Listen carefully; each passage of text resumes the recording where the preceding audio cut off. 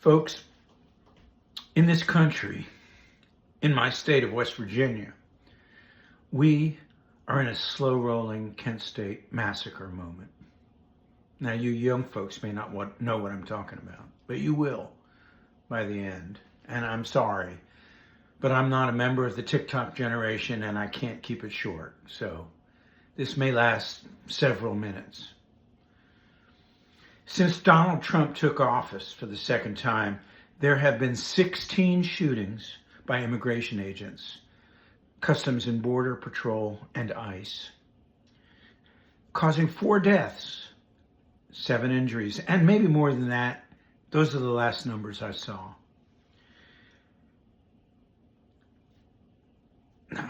Our West Virginia senior senator is named Shelley Moore Capito.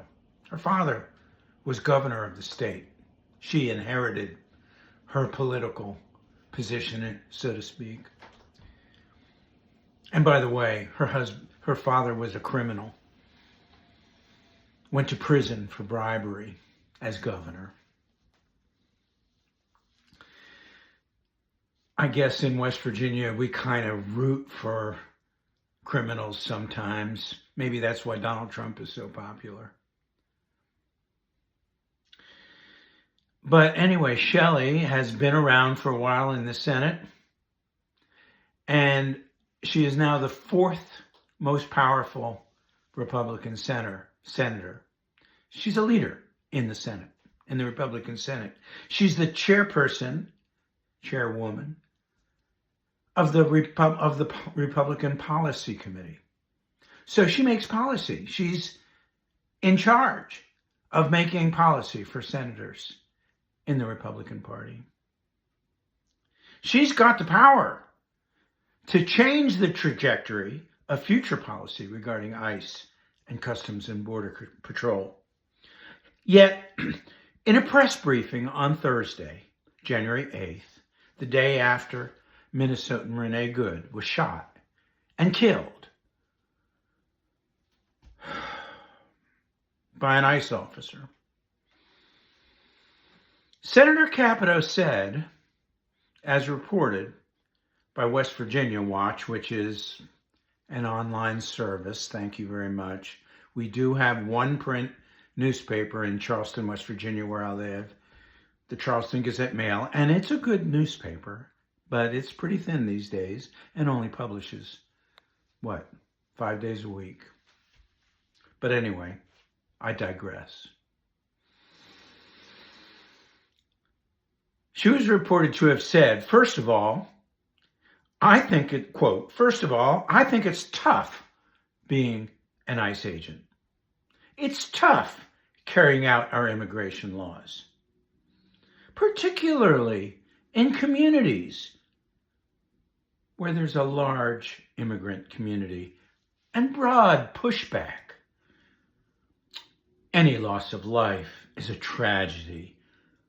I think we see from the video, there's questions as to how all this happened and why it happened, she said. She also said, I look forward to the investigation that I believe President Trump has called for, and I think that we'll find the answers there.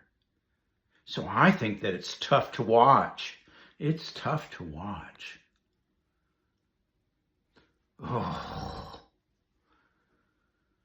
it's even tougher for many of us West Virginians to read those frickin' words. Perhaps in another time, from a different politician, Senator Capito's words would sound measured, balanced, reasonable. Not in 2026. Not from the senior senator from our state who holds a coveted position in Republican Senate leadership. Not from someone who did not vote against one single cabinet appointment made by Trump, despite the clear inexperience, incompetence, and anti-government stances of the sycophants, big word, people who suck up to Trump. Sycophant. You learned a new word today, maybe. The sycophants like Homeland Security Director Kristi Noem, Attorney General Pam Bondi, FBI Director Kash Patel. They control the investigation she believes Trump has called for, one which has already cut out Minnesota state law enforcement from participation when I wrote this. And as of today, what is it, Tuesday, December something, January, I'm in the wrong year, 13th, I think. As of today, they've decided there's no reason to investigate that ICE officer. He was fully justified. Bullshit! This is going out to the Charleston Gazette-Mail. That part wasn't in what's going out to them.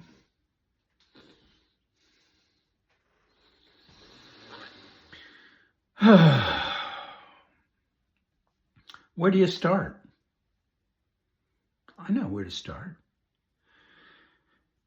I'll start where Senator Capito started, with her sympathy for the ICE officer, the poor ICE officer who shot a young mother 3 times as she apparently tried to drive away from him.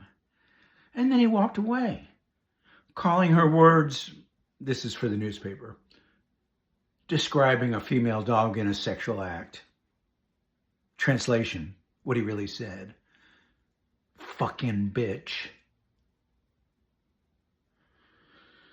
Yeah, Shelley, it's a hard job, especially when you're working in a community where there's pushback against masked officers in unmarked cars, making stops and arresting people based on their skin color and accents or their command of the English language. Yeah, it's hard. When there are citizen observers and protesters documenting your identity and your brutality and trying to warn the mostly their fellow U.S. citizens to stay in their home for safety from a police force that acts more like an invading army? Some people might want to praise Capito for not rushing to judgment, like President Trump, Vice President Vance, Homeland Security Director Kristi Noem, and other administration officials who have called Renee Good a domestic terrorist and claimed she tried to run over the ICE officer who shot her. But Capito, as a leader of her party, has a responsibility to criticize members of her party who make such unsupported and dishonest claims and statements to the public.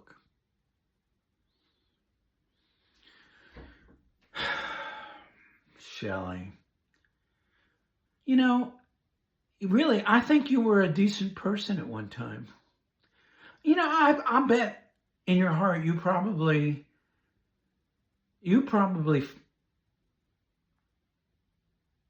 felt bad to be the daughter of a disgraced politician father who took a bribe, or took many bribes, but got caught and prosecuted for taking a pretty big one. I bet you vowed to be better than him, better than your father, to be moral. But you show yourself to be weak and morally deficient when you put your trust in an investigation which is already tainted by statements made by the leader of your party and our nation. An investigation that won't be carried out. I've got the words written here, will be carried out, but they won't be. By the officials that you, Shelley, voted to confirm. You voted for them, for their positions, despite their clear loyalty to the Donald Trump, the would-be dictator. Loyalty to a man, a very imperfect man, a very immoral man, a very corrupt man, a criminal man, over the Constitution of the United States, to which, by the way, you and they swore an oath with your fucking hands on the Bible to uphold.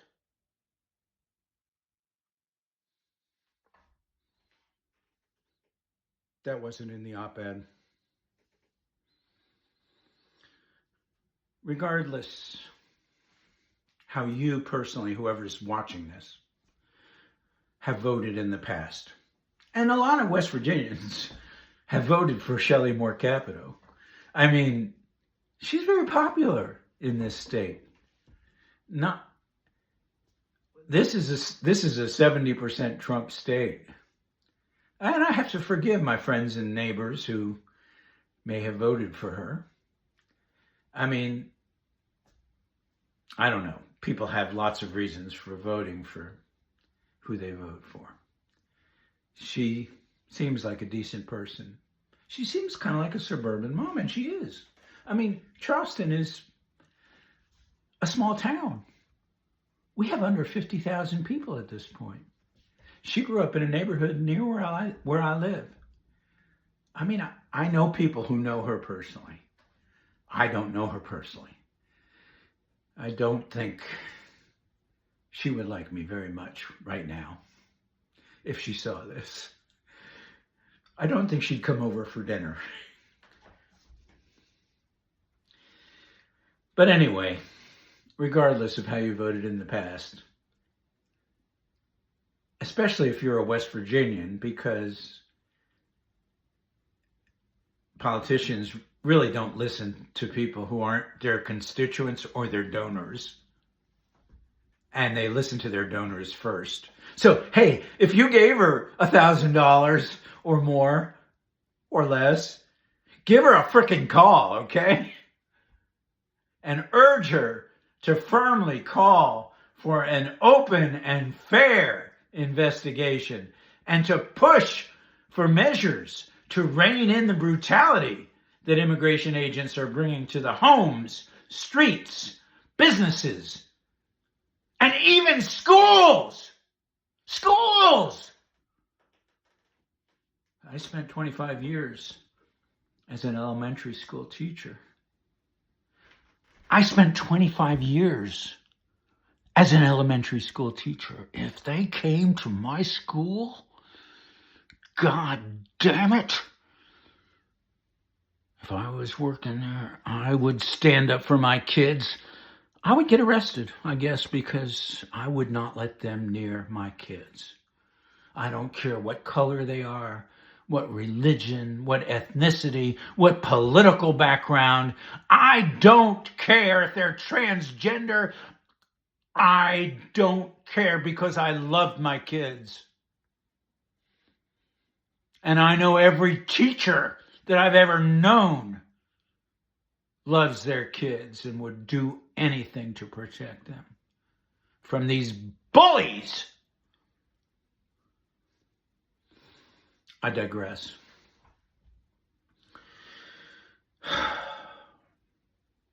It's time for us to rise up and demand that our elected officials, our leaders, stand up to this lawless administration.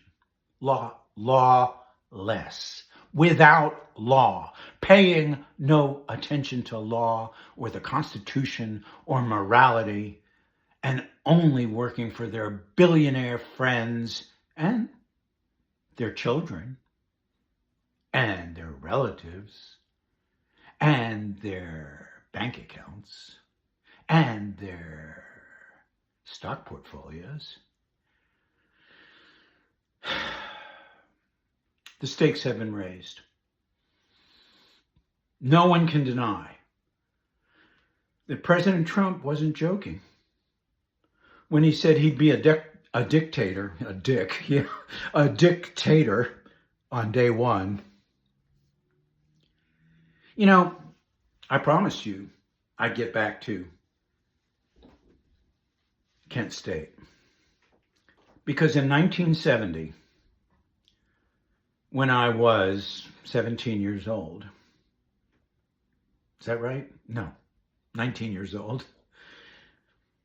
4 students were killed and several were wounded, one paralyzed, by Ohio National Guard troops on the campus of Kent State University while protesting the Vietnam War, which President Nixon had just expanded by bombing Cambodia, a neighboring country.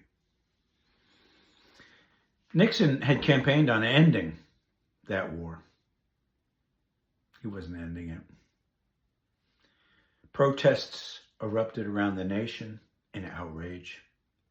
Protests are again taking place all around our nation. And in West Virginia, a few dedicated people have been protesting regularly at the West Virginia State Capitol on Canal Boulevard every Saturday from 12 to 2 p.m. since March of last year. Every Saturday for 2 hours. Sometimes 3 people, sometimes 10, sometimes 20. And sometimes we've had bigger rallies. The No Kings rallies, the Hands Off rally, Women's March, rallies in sympathy with the Women's March. And, you know, not just in Charleston, other places, little small towns, because that's all we have in West Virginia. We don't have cities. I mean, Charleston is the biggest city. And as I said, it's under 50,000 here. So anyway, we need everybody in West Virginia and outside of West Virginia to make your voice heard in any way you can. I'm Paul Epstein. The group I'm talking about that does the Saturday protests is called United West Virginia. Please, if you're in West Virginia or especially in the Charleston area, look on Facebook for our page or our private group. Join it, friend it, follow it, keep up with it, show up to our events. Help us change West Virginia and turn it less red, purple, someday blue, maybe again, as we used to be, with the help of so many strong union workers. All right. I thought it'd be several minutes. It was nearly 20. Thanks for hanging in. Paul Epstein, United West Virginia.